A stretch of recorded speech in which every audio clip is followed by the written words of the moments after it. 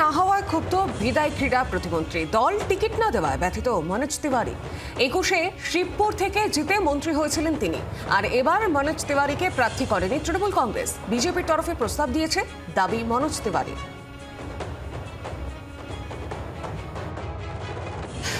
ভালো কাজ করার পর ঠিক আছে, স্যাটিসফ্যাকশন তো আছে। যেটা ভগবান লিখে দিয়েছে আমাদের কপালে, যতদিন মানুষের সেবা করার লেখা ছিল সেগুলো করেছি।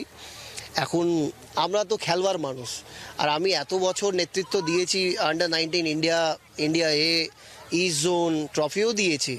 তো আমাদের কি বলুন তো, অ্যাজ আ নেতৃত্ব হিসাবে আমরা, অ্যাজ আ টিম ম্যান হিসাবে আমরা সবসময় টিমের হয়ে খেলি।